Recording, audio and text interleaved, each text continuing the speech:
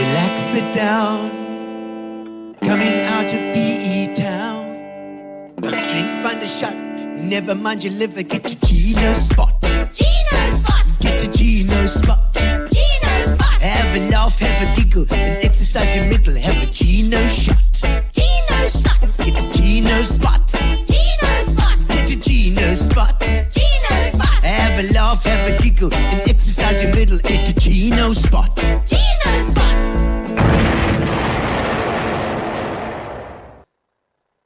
Welcome, ladies and gentlemen, all the way to Port Elizabeth tonight. Gino spot, that's right. We are here and we are happening tonight. We've got an amazing show. We've had some a run of an awesome people, and it's not stopping because tonight we've got Joe Parker. Woo! I can't wait. And let me tell you, there's not only that, we are trying some new stuff tonight because we are heading into the history. You know, being old like we are here in the Eastern Cape. Hello, Kathy Marsh. Nice to see you. Looking forward to seeing Joe Parker. I bet you are. What about me? What about me, eh? Well, because I got my hair done, everything for you today. I went there to the hairdresser and he said to me, hello, Jackie. He says, was it you or your brother who died recently? I said to you, I can't remember who it was. You know, he said, would you like would you like it cut round the back? I said, no. I'll have it cut out the front here with everybody else. What you got going on behind there? You can't trust these guys here up in Warmer, you know. And I've got, I'll tell you what, we've got some Port Elizabeth history coming today as well, tonight as well. Amazing lady as well. She's in England now. She was coming back to do a little bit of a stint because I love the history. The history is the best part, you know. If you look at the Port Elizabeth history, what was here, what's been demolished, what's been happening, you know, over the years. There was the willow tree. I don't know who remembers the willow tree. I used to go there for a banana split. Hello, Cat. She's there. The cat's over there. She's going to make a little appearance later as well to say hello. The willow tree, you remember that place? You get ice creams, and the banana split was the best one. I went in there and I thought to myself, I'm going to the Wimpy now and I'm going to have a banana split for old time's sake, for Olos. Hello, Thelma Jean. Nice to have you here as well. So I said to the lady, can I please have a banana split? She said to me, crushed nuts? I said, no, arthritis. What is bloody rude? That's what you are. Yeah, no, I can't handle that sort of rubbish. I don't know. I battle to hear sometimes as well. Because I found this morning, I found a suppository in my left ear. Suppository. I don't know where my hearing aid is. I've still got to find it somewhere. I don't know where that's disappeared to. But ladies and gentlemen, welcome to Gino's Spot tonight. We're going to introduce you with a little bit of a song. Thank you to our sponsors, Fitch Leedes. I hope you've got your drink ready. Let's give it a go. There. Cheers, everyone. Put cheers. All right, here we go. Fitch Leedes. It's astounding. Wendy Thompson. Hello, Jeff. Apple White. So Gail Rick. Clap twice. Not for very much longer, Kathy Marsh. And of course, Cat Anderson and James too. I remember Thelma Bardenhorst. And Lisa Anderson. Carol Jean Free. Good shoot, thank you, it's my pineapples. There you go. Let's do the time warp again. Wendy Rich Jackson. It's just a Julian Warman Hove. And then a step to the right. Lisa Anderson Hearn. Hello, mommy. Oh, he's in tight. Carol Jean Free. And then I did you insane. Let's do Tanya for sheer.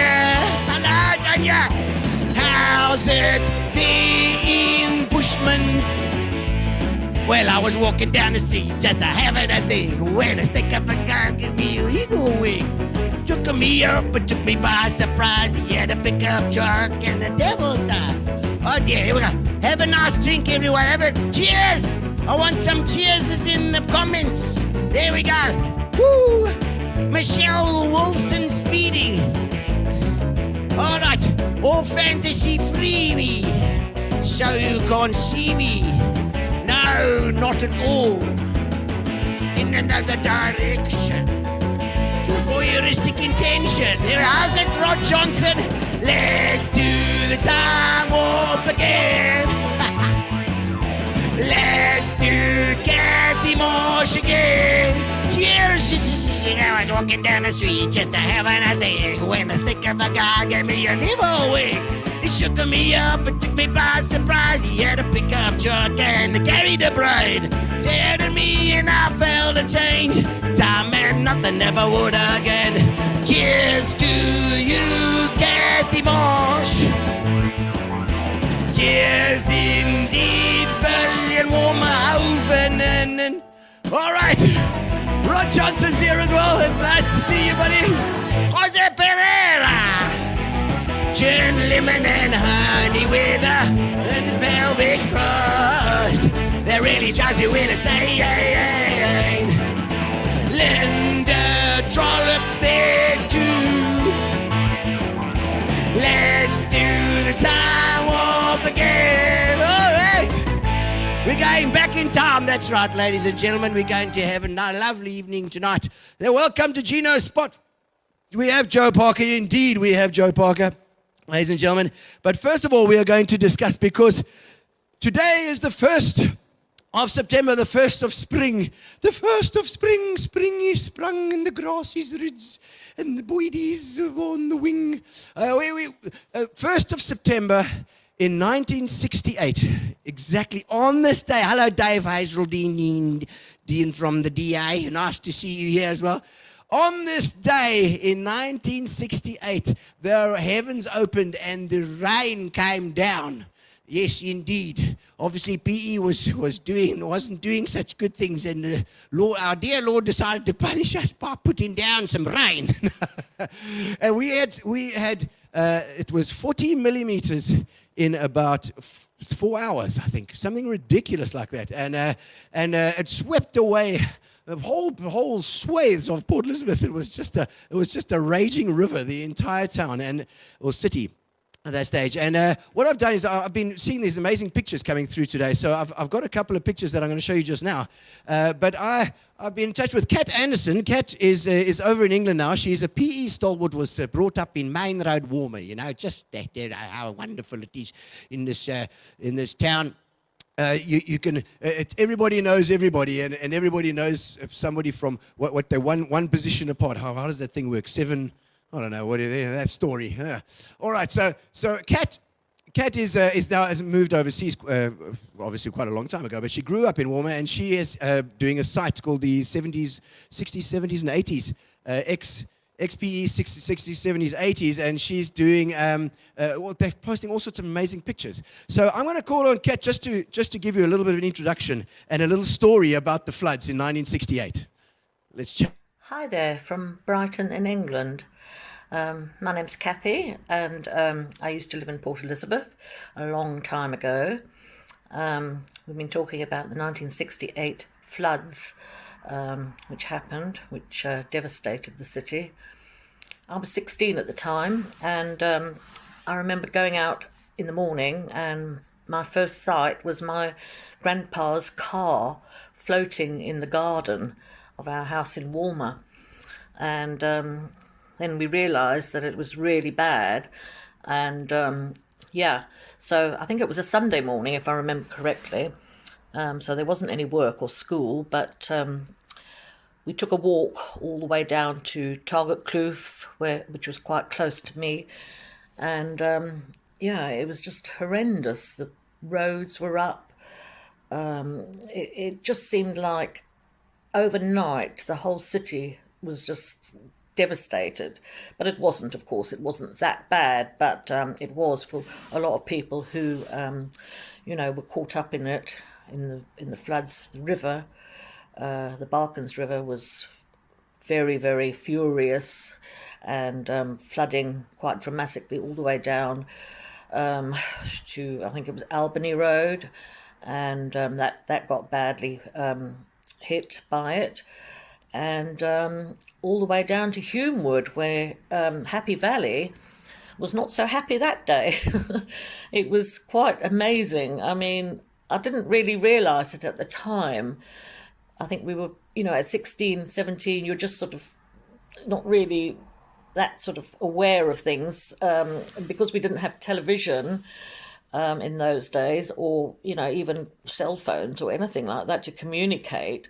It sort of only really hit us a few days afterwards how bad it was. But anyway, you can look at all the pictures which I've put up on our Facebook page, XPE 60s, 70s and 80s. And yeah, nice to talk to you. Have a good day or good night. Bye.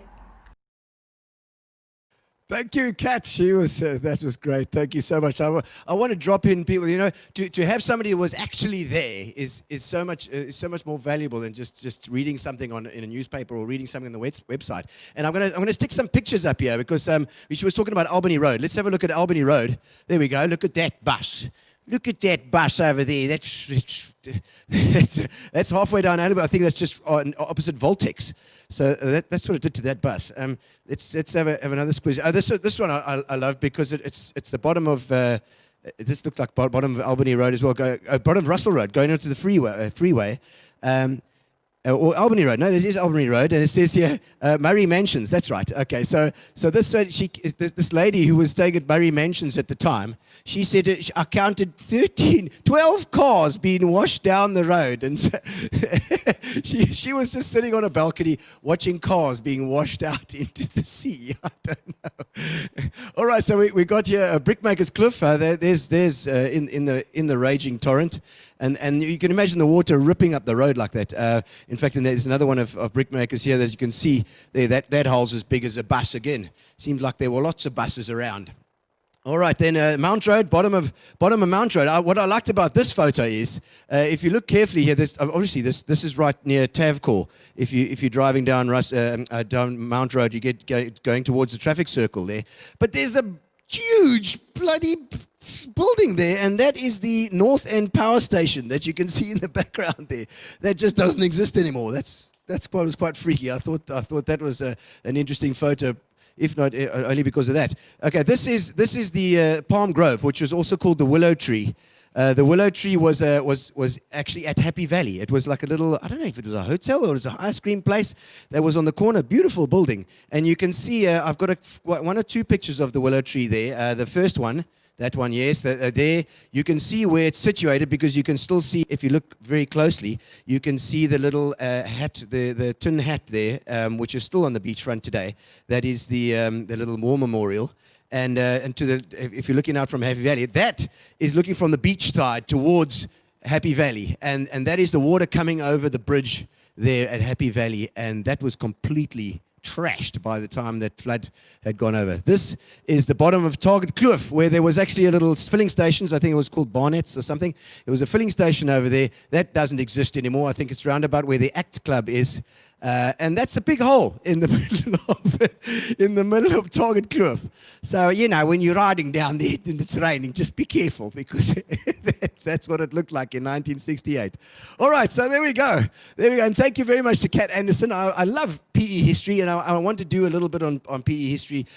Maybe every Tuesday we'll try and fit something in. But we'll try and go to places where you've where the interesting places and interesting stories about stuff that perhaps is there still, perhaps it doesn't exist anymore. There's so many stories. So that's going to be a normal part of what we do.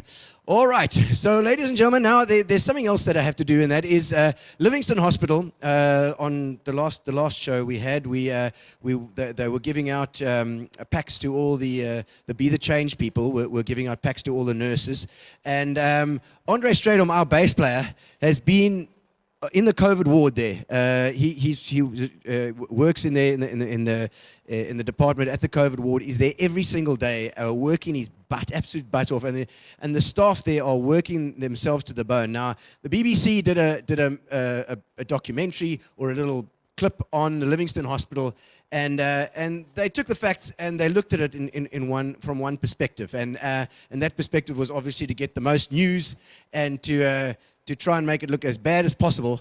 And they completely ignored the plight of the staff there. The guys, the staff that are going there every day, working themselves to the bone, and they are doing unbelievable things for the budgets that they've got and the amount of staff that are actually there. They're almost working on skeleton staffs at the hospitals, and they're just giving it everything they possibly can. Now we've got to motivate these guys. We can't be trashing them at everything just because the government hasn't done their part or whatever. It doesn't matter what the reason is.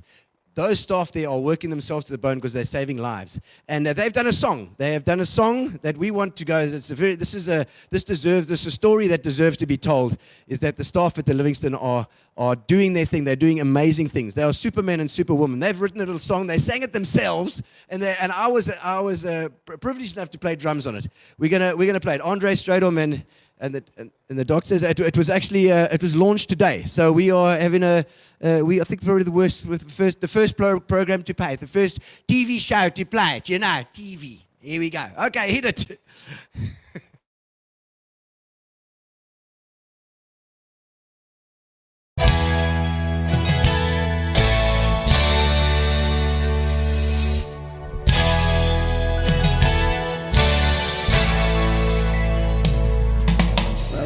Through the corridors of home, preparing for the day and how to cope, giving our best to stop suffering, helping our patients who are struggling, doing everything we can to keep the hope. We gave the cross that all our lives support. Time for us to brace and give the fort. Aiming to save every life. In the living room there is a wife with the family on its knees, the battle's fought. We're not Superman, we're just doing it with love. Even though we're few, we're asking you to take care of yourself. Supergirls, what we do with love. We're here to treat you, letting your grace from above.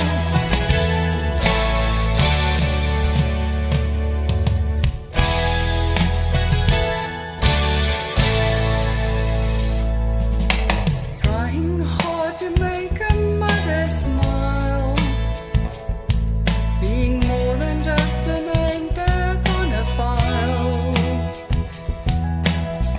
nights as an offering, not knowing what the day will bring. South Africa, please listen for a while. We're not Superman, we're just doing it with love.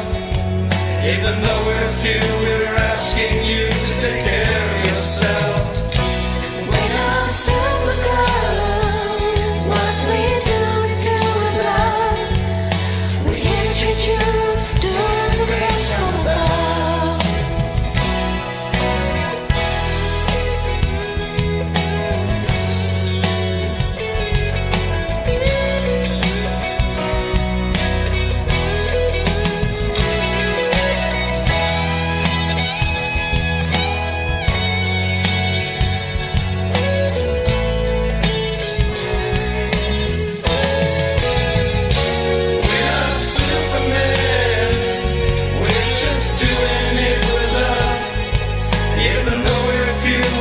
Asking you to take care of yourself.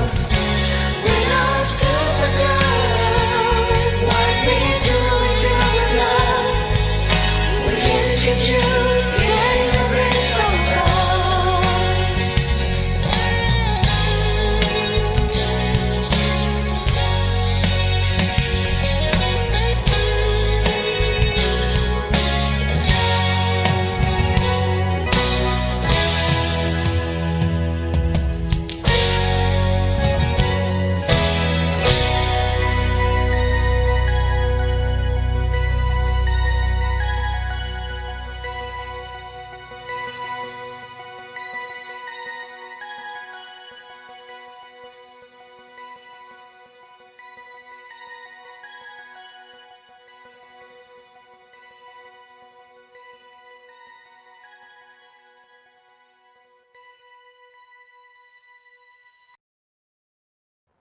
All right, that was, and of course, in memory of Dr. Pepetto, who's had such a huge impact on this whole area.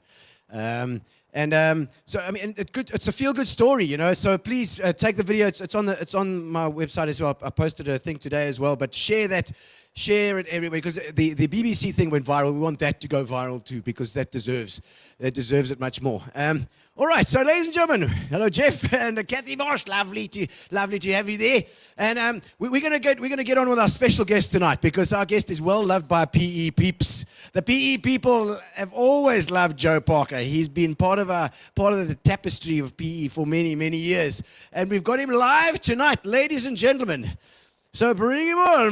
Mr. We do Joe things at Parker. home which we believe are fairly private, like you buy a TV, have a fight with your girlfriend or your wife, redecorate your home. It takes about 2-3 days before the whole neighborhood knows your business. Right? We often wonder, how do our neighbors find out? Well, it's actually quite simple.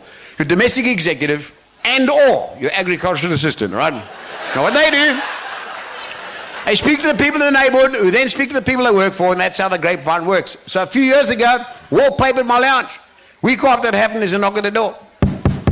Get up, go to the door, open the door, standing outside there, my Japanese neighbor, Mr. Wong. It's not his real name, that's a Chinese name. His name's a hell of a lot fucking Wonger than that, I must tell you that, right? Never ask a Jap what his name is, because he's going to fucking tell you, isn't he? Yeah. Then you're going to try and remember this. So anyway, there he is standing. Mr. Wong said, "Oh, Mr. Parker." Oh.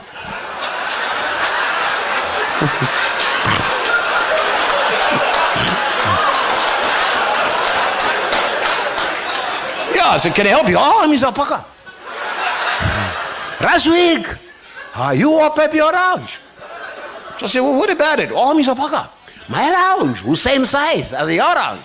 So I said, "So?" "Oh, Mr. Parker, I want a wallpaper on my lounge. How many rolls of a wallpaper do you buy?" I said, "Well, I bought 15. Oh, fuck you.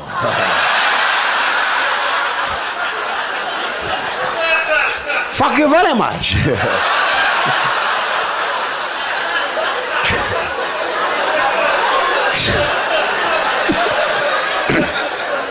Anyway, say thank yous off. But a week later, sitting there, knock at the door. Get up, go to the door, open the door, and standing outside there's Mr. Wong, but I can tell by the body language, it's like his voice say, it's Mr. Wong. Mr. Parker, last week I come your house. He said, "I remember that." "I ask you, how many rolls of a wallpaper you buy the wallpaper your house?" So I remember that as well. "Mr. Parker, you told me you buy 15 rolls of a wallpaper." I said, "So?" "Oh, Mr. Parker, I got 10 rolls over." I said, "What's over?" Oh, Joe Parker, welcome. Thank you. Yeah. Lovely to have you here, Yeah, man. thanks, man. I see my producer was supposed to blank out some of the bleeps, but it's fine. We just go. Yeah, they're not new words.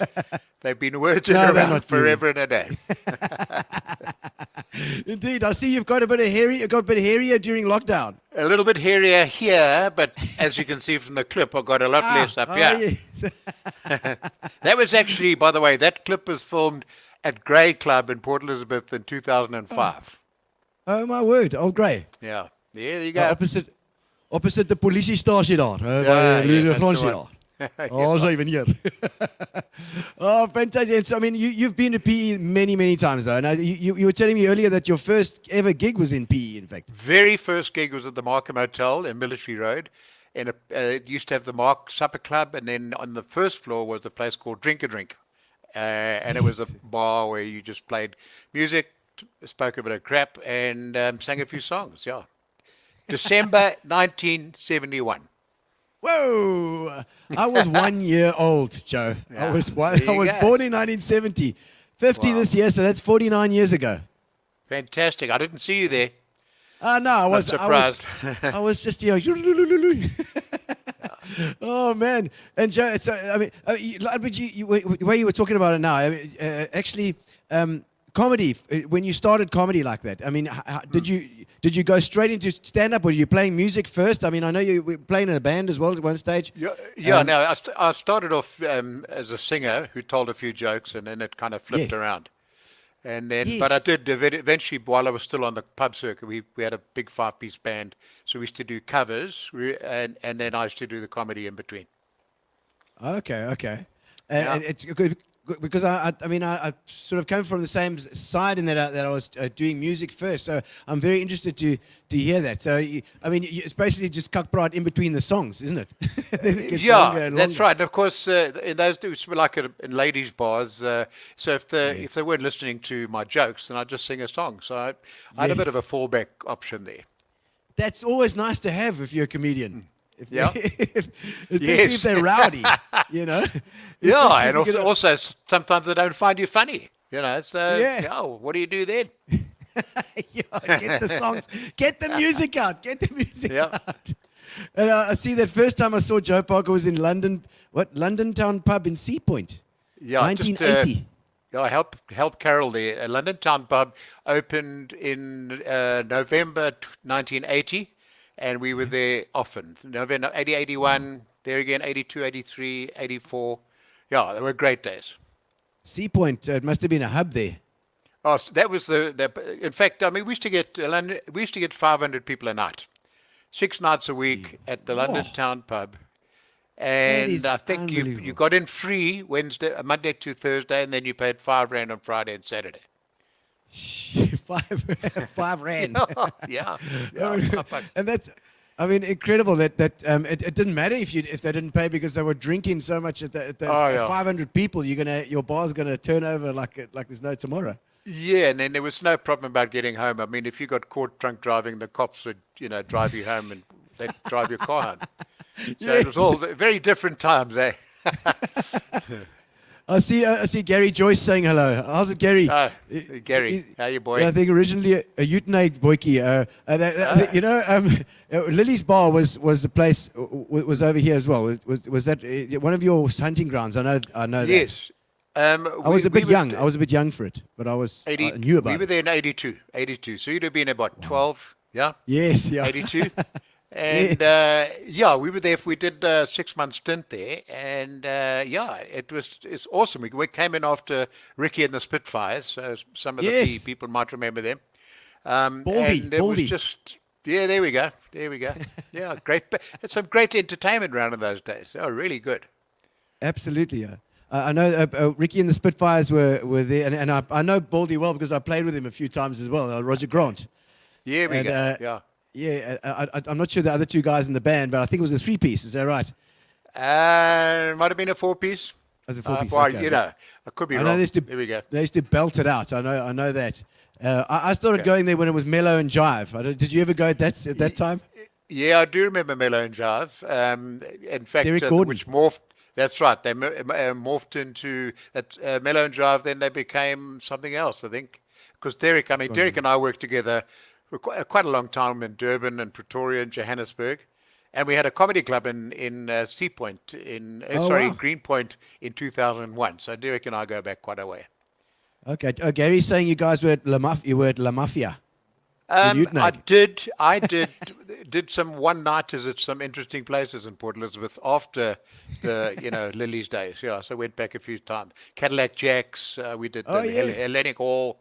Quite a few different places. Yes, the Cadillac Jacks was a big new thing at the time.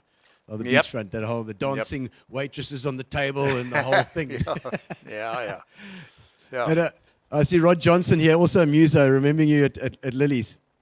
They were good days. We were at Lillies 6 months in 82, came back in beginning of 1984. And then I went back a couple of times to do one-nighters, the odd Sunday night, Danny Fisher. Danny! Remember Danny? Danny Fisher, of course I remember Danny. Yeah. The greatest entertainer in the world. There you go. Yeah, lovely man. Absolutely. Well, we've had some good gigs with Danny as well. I mean, Lillies, 6 months at Lillies. Yeah, we did. We used to work 6 nights a week. Jeez. I pity I didn't. I've got some photos I could have sent you, but I mean, we used to do did the stage up. We used to put polystyrene background with the name of the band. We had a change room at the back of that small stage. And we packed them in, people, it was just wonderful times we had in Port Elizabeth. But those days, I think there was the Lillies. There was also a place at the Elizabeth Hotel underneath there. I can't remember what they called it. It could be Bar Bonanza. Bar Bonanza. Bar Bonanza. Yeah, there we go. Yeah, that's the ones. Okay. Oh, gee whiz, man. And yeah, I remember at that time, and Lillies was super popular. I remember the queues outside there. That's right. There we go. Midnight Flyers, he was saying the Ricky and the Spitfires. Yeah. And Wilderness Holiday Inn, was that another one of your haunts? Well, we didn't do, I certainly didn't do long stints there, but two of the guys who worked in the band with me, I think they were both from Port Elizabeth, actually. Vince Lewis and Mike Prignolato formed a duo eventually. Vince. They worked at the Wilderness Hotel, the Wilderness Holiday Inn, yeah. My word. I bumped into Vince like literally probably 2 months before COVID down in Cape Town playing in a band. Okay. Great band. Oh, great. Great guys. Here's a comment for you here, Joe. It says, Wendy's saying, love the horse song joke. Can't think of the name. The good, the bad, and the ugly. Yeah. Wow, wow, wow. There you go. Yeah. I remember you used to do that stuff with all the, because you were really good with the mic, and you used your the delays and your A little bit reverbs. of delay. And then also there was a couple of allusions in the song. When I say that, is that if to watch a horse gallop past, if all you had to do was make it go soft, and then it created this impression in people's minds that a horse had actually ghosted through the venue. So we had a lot of fun. Those were good days. You were the first one to do 3D placement of sound with stereo. But it wasn't actually 3D. It was just a bit of a visual thing, yeah. Absolutely. And I know Barry Hilton, of course, does similar things as well. He's so good with a mic, and that was one of your skills, was definitely great. Another great entertainer. Barry's really superb legend. Lovely guy, and always so generous as well, always giving. But you're the same, Joe. You're the same. Whenever I've met you, it's always been encouraging and good to talk to you. I think for comedy, you need that as a comedian as well. Yeah, well, I think that when you talk about people who get involved in show business, generally they are quite needy and want attention and all that. And I worked it out a long time ago. But being one of those people myself, I have this real empathy for people who do what we do. So I mean, for me, it's very, very easy. It's been easy to because I work with a lot of the comedians, the new young comedians.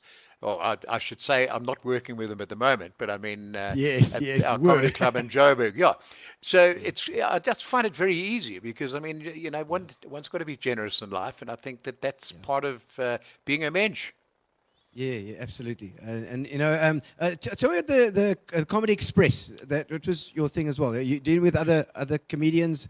Yeah, and sort of what we did, before we opened the comedy club, we used to put shows together of 3 or 4 comedians and send them out to venues. And because it was almost like a traveling show, it wasn't always the same guys. There were different guys every time. We came up with the name Comedy Express. And we used to work all over, Gauteng. We used to do tours down to Cape Town, down to KZN. Yeah, that was one way of showcasing what was then kind of new talent that was coming through.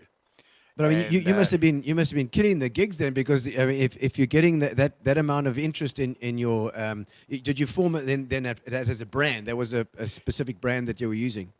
Yes, it was a brand, and then of course people used to. We ran comedy at Carnival City, which is another casino in Gauteng, for about 12 years, and then people used to come and see the shows there, and then they'd say, "Can you bring this show to Newcastle, or can you bring it to Ladysmith, or Pietermaritzburg?" And then that's what we do. Yeah, I mean it's amazing that you can build that sort of business out of just from the gigs and word of mouth. That's pretty much your thing. Yeah, because there was no. I mean, in the early days you don't have the social media that you've got today. So really, it was built on word of mouth, mainly word of mouth, and people had to have seen what you're doing to actually take it somewhere and then invite you and sell tickets, and that's how we became, the brand became established. Some of the comedians that you were working with then? Oh, sure. Can you remember? I mean, to give you an idea, I mean, Trevor Noah did his first open mic with us at Carnival City in 2004. And then when I say an open mic, you got 5 to 7 minutes on stage, and you didn't get paid. And he did that not for very long. I mean, he was very, very good. I mean, it didn't take him long. I would say, even though when he worked with us all those years ago, if you'd said to me, what do you think's going to happen to Trevor Noah? I'd just say he was going to become a top comedian. I don't think anybody saw him getting on television in America. But, all credit to the guy. He's incredibly talented. Amazing, they're amazing, and to think in that sort of way, to catapult yourself, into that sort of zone is a total mind shift. It's like jumping off a huge diving board. He's got absolute talent. He's very, very talented. But to add to that talent, he didn't just sit back and wait for the world to come to him. Yes. He actually got on a plane and went to America and started working the clubs, became very friendly with Eddie Izzard, who was very, very instrumental in getting him onto Jay Leno and David Letterman. But he's also, which I think a lot of people don't know, is that he got a 5-star review at the Edinburgh Festival, which is really difficult because, as I say, the competition is ridiculous. Plus, he got nominated for a Barry Award at the Melbourne Festival, and this was before he did the Daily Show. So from that perspective, there's no doubting the guy has the ability, and I think he just got the right break. He's hardworking, committed, dedicated, and good. All credit to him. He's done the hard work. Absolutely. Yeah. I'm just having a look at because it was Montecasino that your comedy club was started. When about did you start that? Okay, that opened, and by the way, this is my 4th comedy club, and COVID closed that one. Had to close the other 3. However, we started that December 2008, and so we were actually, it's grown and grown and grown. Comedy Central came and filmed there for 5 years. It helped us a lot to get the brand out there in the public, and and a lot of comedians who had become established in the circuit in Gauteng or Joburg now became well known right throughout South Africa, and I think right throughout the rest of Africa. So. It's been quite an interesting journey. So who knows what will happen after the end of COVID? Yeah, absolutely. So those guys. I mean, I think Chris Forrest was one of them. I know.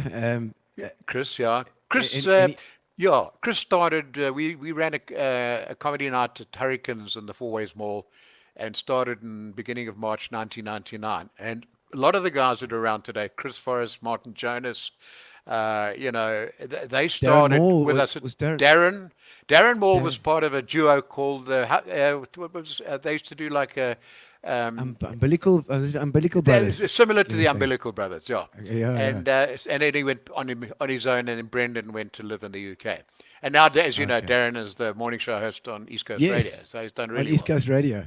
Yep. I mean, these guys always go, and as a comedian, I think once you've done comedy on stage, nothing scares you anymore. You can do anything. Take off all your clothes, walk around, it's fun because it's nothing. No, it thickens your skin, and as I say, it's not easy to do if it's something that you want to do but don't have the talent. And a lot of guys think they can do it because they're funny around the bra.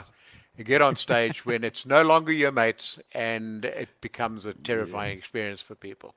You're absolutely right. And anyone? I mean, have you done international stuff? Have you gone overseas? I've worked. I've done expat work in the UK quite a lot. Plus, I did the Melbourne International Comedy Festival in 1998. But I mean, I've been pretty much all over the world into clubs, and been to watch stand-up comedy and. In the clubs, because I mean that's where it's your hardcore journeyman comedians who are incredibly funny, and it's only the big time is only reserved for a few because of the there's so many guys, there are so many good comedians, really are. I see 1986 Mill Park. What was that? Mill Park Holiday Inn. Yeah, that's right. It was called. Where's Then I that? think it might have been that was '86 Mill Park Holiday. I think it was called. It was called Comics at one time. And Joburg. yeah, I did. Yeah, that's right. Crest Hotel. Sure, Okay. that's going back. Crest Hotel. There we go. Crest Yes. Hotel was 1977. Yep. My Hotel ding-a-ling. there we go. And Debbie, I see you've asking about Durban in 1977. They would have been Yeah. either the Cumberland Hotel or the Lonsdale Hotel. And Yes. so I hope that answers your question. There's Brett Hilliard. He was involved in the casinos as well. He was yes, at the Boardwalk here and a Yes, couple. I yes, think I all over remember. the place. Let's see, Yeah. casino gigs. There we go. Yeah. Yeah. Brett's a good guy. How's it, Brett? And Kathy, she's saying hello. See, Kathy's that. So girls are after him already. You see that? Yeah. I see my daughter Nikki from Durban is watching as well, and I think my Oh, daughter excellent. in the UK, Haley and Sasha are watching somewhere Tell there. us about your children. I wanted to get onto that, but you preempted me here. So Yeah. it's fine. You go. Tell us about your kids, because I believe Gary tells me that they do interesting stuff themselves. Yeah, I've got a daughter in Durban. Her name's Nikki, who's watching here. She's my eldest. My second eldest lives in Paris, in France, and I've got 3 grandchildren there. And she danced all over the world in these these big shows, yeah. And has been living in Paris now for about 20 years. My third child is my daughter Sasha, lives in London. She's married with 2 kids, and then my fourth kid was my son Jono, who's in Bavaria, in Munich at the moment, but lives and München. shares a place with my youngest daughter Haley in a place called Burford in the Cotswolds in the UK. So all my kids, Cotswolds. save for Nikki, are overseas now. Oh wow! So Nicky's here. He's here. He's she's going to in be Durban. here to change your nappies, Joe. Yeah, yeah. Nicky, if you're online, ask Joe a question that's going to embarrass him. We'll take it. International influences, or local influences, people that have shaped your thing. I mean, I know. Were you even involved in Biltong and Pot Roast as well? No, funny enough, I was around at that time, and they wouldn't. Unfortunately, I didn't make Biltong and Pot Roast. In fact, the only one of those guys who's still working is Mel Miller. Yes. So yes. yeah, so I see him occasionally. He works at the club. Oh, and when Eddie, it's open. Eddie was. I've had Eddie Eddie on. Oh, sorry, yes, Eddie as well. Sorry, forgot about Eddie. Eddie was on 2 weeks ago, I think, or a week ago. He was. What a fantastic guy, Eddie. I just absolutely love him. No, lovely human being. Lovely human being. And the fact that he's a drummer is just a bonus, because I'm a drummer as well. You see, so There you go. Yeah. drummer, comedian. That's the right combination. You know, Joe, you should have played drums, man.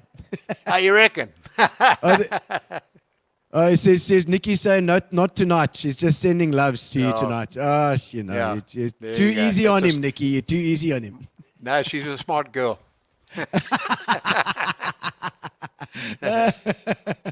Oh no, but so influences. Yeah, I was going on to the influences that you. I was influenced quite a lot by the comedians, and there was a show called The Comedians in the UK in the 70s. Billy Connolly, definitely. I went overseas during the 80s to go and see how the comedy had changed over there. Ben Elton, I loved Eddie Izzard. And then, of course, Bill Hicks. That was a shock to people at the time. But, I don't know how it works with you, but your favorites change from time to time because, there's so many different people who are really, really talented, is that you respect them all, but you have a kind of an affinity with some at certain times. I mean, if you go on a YouTube now, there's just so many talented guys out there. So I really respect them because, as I say, especially in America and the UK, the competition is so great that the club comedians are really, really just never go into like the Comedy Store in London. I mean, you'll never go and see a bad act there. It's just, you won't. Yeah, for sure. And I've been listening to Bill Burr at the moment as well. He's just fantastic. Love him. He's so irreverent. I love the man. He is. Yeah. He just shouts. I love his shouts off the mic. You know. Yeah. And when his little, he does this podcast, and his little daughter comes in every now and then. He's like all well behaved, and then his daughter goes Yeah. out. Just, Yeah. He goes again. Yeah. And No, he's great. current comedians, guys in South Africa that you enjoy. Okay, Skalk Besaidenout, brilliant. Oh. Natural, Skalk is you've amazing. obviously seen him. Yes. Glenn Beedham Pam, love him. Oh, Glenn is. I got to know when I was down in Cape Town. Amazing, Okay. amazing guy as well. Hey, Very, very talented. and good actor as well. I find he's not only good with comedy, but he's good at acting. Like he was. Yeah, I been know. on That's TV. quite a few of the guys have actually come through drama school. So Yeah. that's their background. But I mean, they're really talented guys. Just some of their names slip my mind at the moment. But I mean, Joey Rasdeen, the Goliaths. Yes, of course. I mean, Mark Lottery really, is still going strong as well, of course. Yeah. Yes. Oh, yeah. But Mark, I don't know what he does in Cape Town. I think he occasionally works at the Cape Town Comedy Club, but we've never had him at the club in Joburg yet. Oh, okay. But Riyad Musa, I mean, Yes. there's some really, Nick really good Rabinovitz. guys. Nick Rabinovitz. Oh, yeah. Yeah. No, there's lots of talent in this country. Lots and lots of talent. Absolutely. And Chris Forrest still doing his thing, eh? Yeah, Chris is still doing his thing. I think he's actually got a quiz show on Facebook every Yes. Tuesday and Yes, Friday, I've I seen think, that. or Saturday. Yeah. Yeah. I see Rod Walker from Sun International there. How's it, Rod? Yeah. He's saying first time see you since March. Well, actually, I don't have to wait till Christmas, right? Because Kentucky Fried Chicken have asked me to jump up onto their signs. Colonel Sanders. Oh, nice. Yeah. Oh, right. With the beard. All right. So you're not into sports at all? Sporting teams? Love anything it. Like that? I'm a Manchester United fan and a Sharks fan. And yeah. so I don't really mind what people think about that. That's me. That's me too. Somebody is asking for my most memorable moment Yes, in my yes, career. I see. Well, Michelle. I hope I haven't had it yet. But I've had a few. I've had a few things happen. I mean, just to give you a quick. I mean, I've had a lot of run-ins with the press. One of the run-ins which gave me a lot of satisfaction is that I did a theatre tour in 1990, and the show was called The White Stuff, which is a play on the movie title, and people took exception to that, and for me, I'm a comedian, I'm not a politician, but the press went for me in Cape Town. They really went for me, and I was working at the Studio Theatre under the Baxter. In the basement, it was like a supper club, 120 seats. And what happened was the press they crucified me, and I got a call the following, because I was doing 3 weeks, and it sold out before I got there. Call on the Tuesday, and the theatre director, a guy called John Sleman, phoned me, and he said, "Have you seen the newspapers?" And I said, "Ooh, yes, I did." He said, "Well, unfortunately, we're going to have to move the show." And of course, I was thinking, "Oh no, this is good. This is like just the lowest point of my career." Terrible, So yes. I said, "What do you mean?" So he said, "No, we're moving you into the concert hall." So seriously, I mean, it was just astonishing. So, it went from 120 seats, which we moved upstairs into a 660 seater. For the last week, we did 6 shows that week, and on the Friday night, it was like just one of those, it seemed like 5 minutes, but it was probably about 3 or 4 minutes of standing ovation. It was just like a moment So there's that, which is memorable, and then of course I got thrown off stage in London in 1991 in front of 3,000 people because I used a term that they objected to. Which I'm a comedian, I should be able to say, but I'm not going to spoil it for you. But anyway, it's and that was also the press delight, because it was a year after I'd been at the Baxter, and of course the Cape newspapers loved that. But so no you know what? stranger to controversy. No, not at all. Did Grahamstown a few times. We had lots of fun at Grahamstown. So to be honest with you, I think that I've had a most enjoyable time. I've done pretty much everything I want to do in comedy. And the comedy club is the last thing. So I do the odd show now and again. As I was down in Port Elizabeth, I think about 2 years ago. And Yes. I do the odd one-nighter. Remo's, was it Gary's saying that Gary, it yeah, was, it was with last Gary, year. yeah. It was Was it last last year, I year? think. Yes, Jeez, yes. yeah, time flies. Eh? Time flies, when you're getting old, Joe. Yeah. I see the whatever happened to Trevor Sturgis you brought to PE. Yeah, Trevor's is an estate agent in Joburg now, and he's Oh. done really well. So, and he doesn't do Okay. stand up anymore. No, unfortunately. Oh, he doesn't. No. Gary's a fan. Eh? Gary's telling me here that he's ridiculously funny. No, he's yeah. By the way, I mean, there's a lot of comedians that are ridiculously funny, are also not PC. I'm one of them. I'm not one Yeah. of those. I'm not one of those people that actually has any. I just give it short shrift. You know, if I personally Yeah. you get on stage, if it's funny, you laugh. That's all it is. Yeah. You know, and I Yeah. think a lot of times people say that, okay, it's offensive. But, you know, the truth is, offense is never given, it's always taken. So, you know, as a comedian will know if you're not saying that or not doing the right thing, the audience will let you know. It's always the oddball, lefty, PC person that will tell you, oh, you can't say that. And you just say, well, I just did. Yeah. Yeah.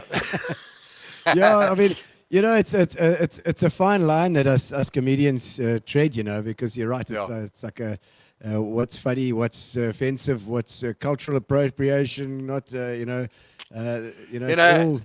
It's too bad. It's just too bad. I'm too old to worry about that. By the way, I see Carol's asked. I used to get jokes requested. You know, they'd say, "Will you tell the joke where the guy does this, that, and at the end he says that?" So they'd actually tell you the joke and say, "Will you tell us a joke on stage?" You know, that's how it was. But for Carol, I used to They do know a the thing joke about, already. Yeah, they do. They want to hear you tell it again. Yeah. But I used to do a thing about a guy coming home late, which I stopped doing quite a long time ago because the kind of nature of comedy's changed a bit. But I used to get a request for that just about every night. I used to enjoy doing that because you could milk the moment. You could just about hear a pin drop when you were doing it. It was a lot of fun. You know, I just like to be with people who think like me, who are, you know, unconditional, who don't get offended and understand that it's comedy. It's just about laughing. And Well, I think it's also about, like you said, the journey in the joke. You know, that's what the people want to hear. I think they want to hear that story, those little sections of the joke that weren't necessarily part of the punchline. You know. There you go. And then, of course, over time, because remember now, we used to work back when I was still on the circuit. We'd work 6 nights a week, 4 hours a night in the same venue for 3 months minimum. Did you have the same material, or did you Well, change it up? to start with, and then of course, as time went by, you know, your repertoire grew and grew and grew.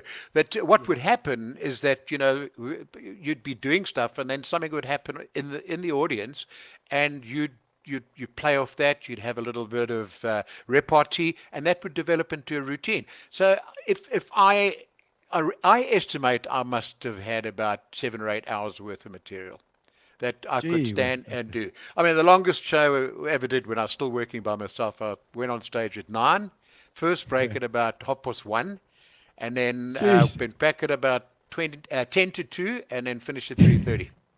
But it was just, you know, it was just, that was how it was. There, I see Linda mentioned the army joke. Yeah, The army back joke, in the day. yes.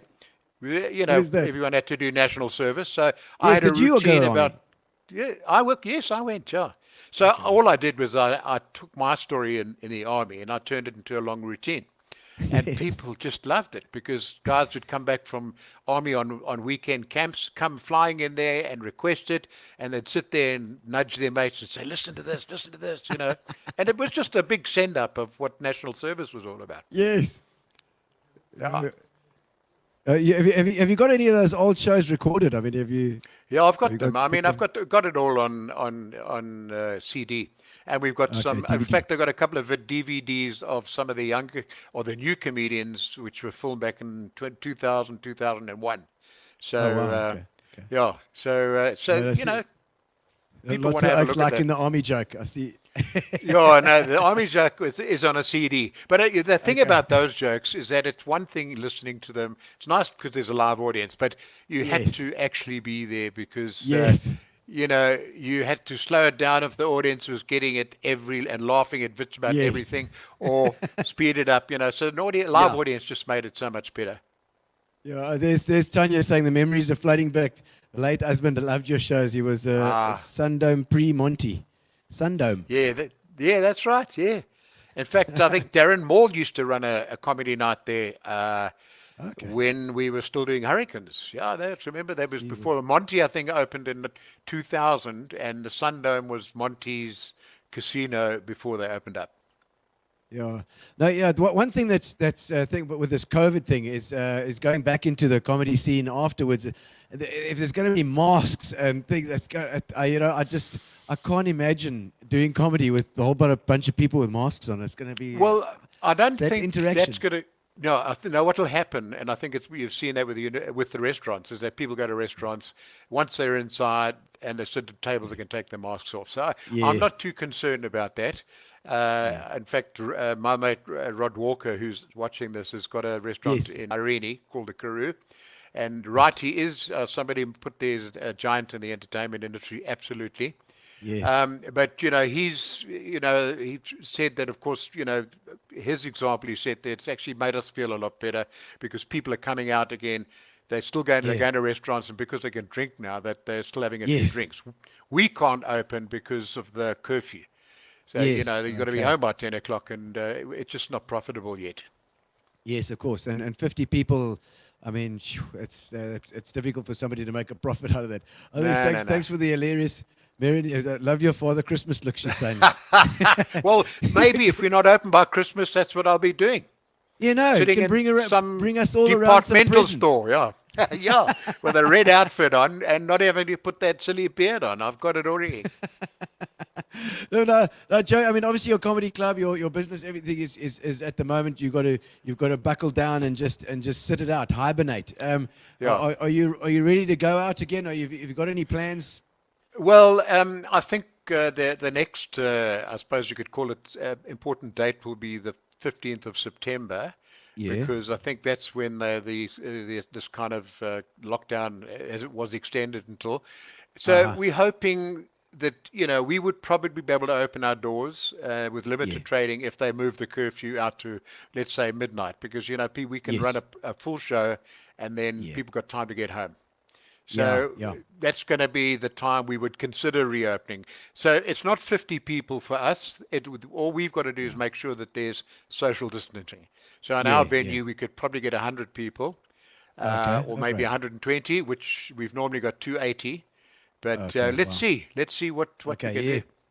Yeah, we just got to hope. I see Paul Connican say the first time I saw you was at the Longsdale Hotel around the pool. Yep. Good Where's days. the Longsdale Hotel?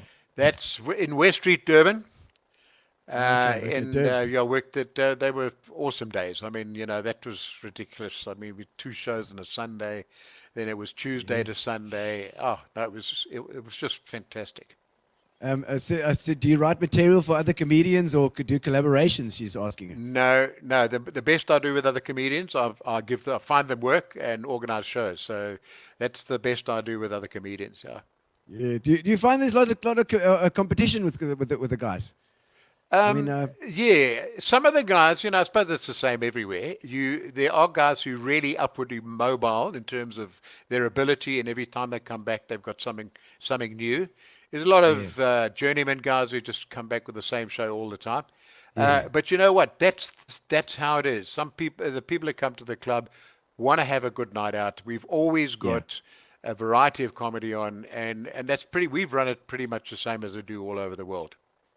Yeah. I see Jeff saying the show's in Kimberley. Did you? Yeah. That was funny enough, at the Kimberley Sun one Sunday evening. I did an evening there I think it was Round Table. Yes. And I did a couple of other pubs and things in Kimberley, but the one at the Kimberley Sun stands out. Well, I'm sure the Round Table must have been well behaved. Not at all. No, no. They could drink, boy. They could outdrink us. No. And that's saying something. It's the younger version of Rotary. So Yeah. there's no tomorrow with those guys. Yeah, exactly. I think I did the Rhodes Club in Kimberley. It's a bigger city than I okay. thought. Yeah, no, it's just really strange place. I mean, like if you went through there during the daytime, you'd think it was, sort of a Midwestern city in the United States, or town in the United States. But boy, when they come out to Joel, Yeah. yeah, Go for it. yep. Oh man. But Joe, yeah, thank you, man. It's been amazing having you on, and I know that a lot Thank of the you've still got a whole pile of fans in PE here. Yeah, So no, we they've hope to been- see you here again. Yeah, they were brilliant. I mean, they were so supportive. And whenever I was down there and I did stuff, with Mike Van Furen, who lives in Port Yes. Elizabeth, did Old Grey. We did Atlantic Hall, I think I did with him. But it's they've been very Atlantic, good to me. Okay, Lots Gary of says good, the no, bad, that was and me. That Was with it, me. Gary was the Hellenic Hall. Sorry, Gary. Yes. Please forgive me. He's claiming that one. He's claiming Yeah, it. we also did what is it called? A dock theatre, or what is it? Dockside Debbie's. Dockside Debbie's. Debbie's, yeah. I don't know. Is The Debbie still Harbour alive? Sports Cafe. Yes. That's right. that chap there that was is it Eugene, I think, used to run the place as well. Yeah. Yeah, that's it, Gary's got a question.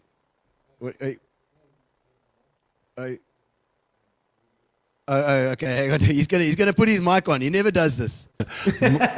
Mark Banks described the Harbour Sports Cafe and Dockside Debbie's as a place that prostitutes go to have a nervous breakdown.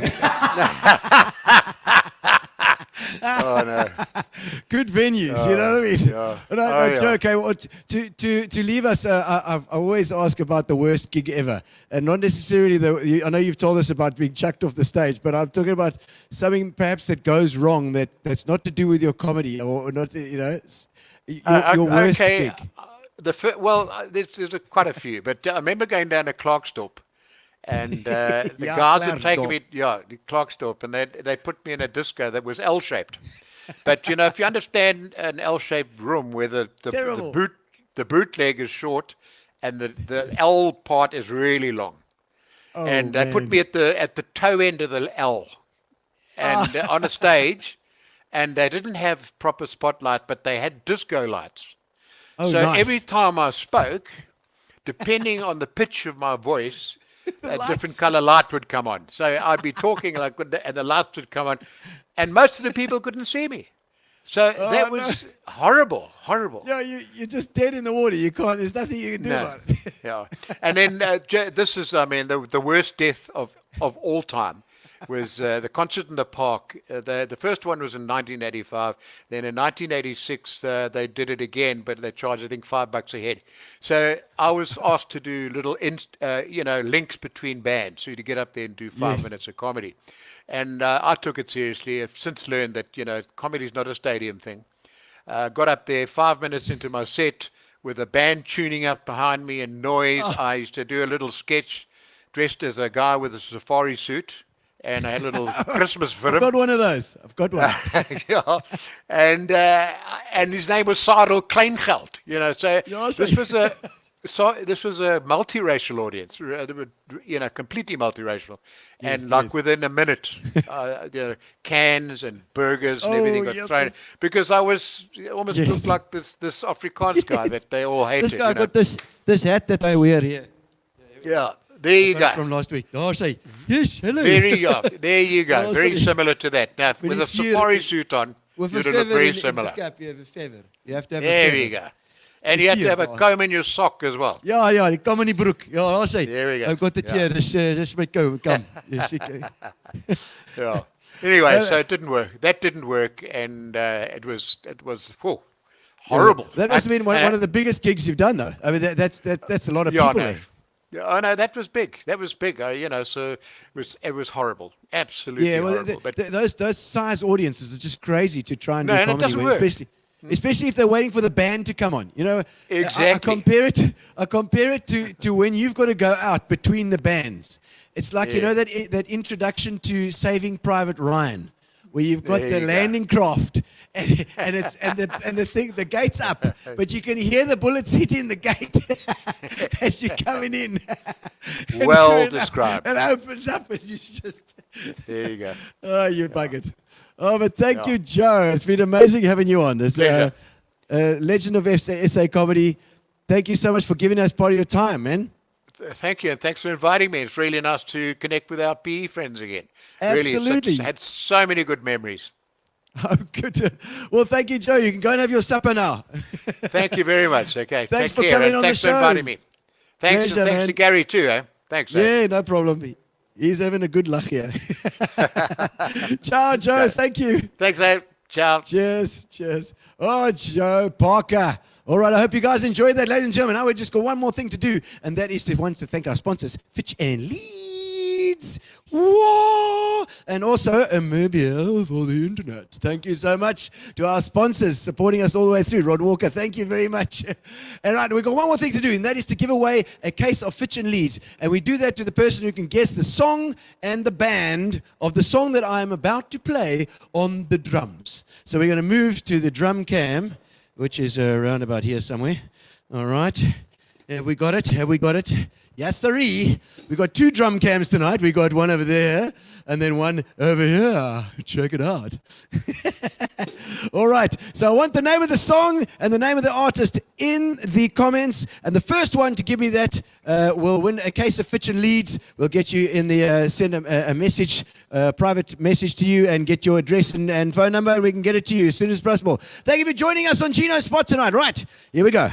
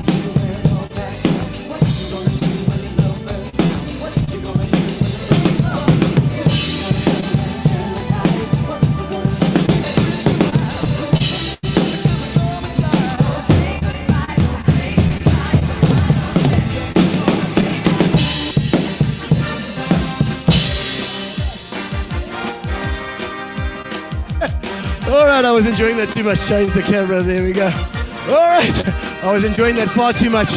Love that song. Oh, we got it. We got a winner. We had a winner. I don't know. I can't remember what her name is now. She's somewhere up here. I saw it. Thank you very much, ladies and gentlemen, for joining us on Gino's Spot tonight. He can't find the The one he had up here. It's somewhere. There we go. Michelle Wilson Speeding. Michelle, you are the winner. Simple Minds, alive and kicking. That's right. We're all getting older, but we're all alive and kicking. Let's go. All right. Thank you to Fitch Leedes. And thank you to Amobia for the internet. All right. We'll see you next Saturday where we got Francois Teron, and we got the Frankie and the Misfits. Frankie and the Misfits all are going to be here. We're going to be talking to Francois all about his doing, what he's doing, his goings on in PE. Thank you very much for joining us. See you on Saturday. Thank you to Joe Parker. Thank you, Joe. I love you, man. Relax, sit down. Coming out of PE town. Drink, find a shot. Never mind your liver, get to Gino's spot. Gino spot! Get to Gino's spot. Gino spot! Have a laugh, have a giggle, and exercise your middle. Have a Gino shot.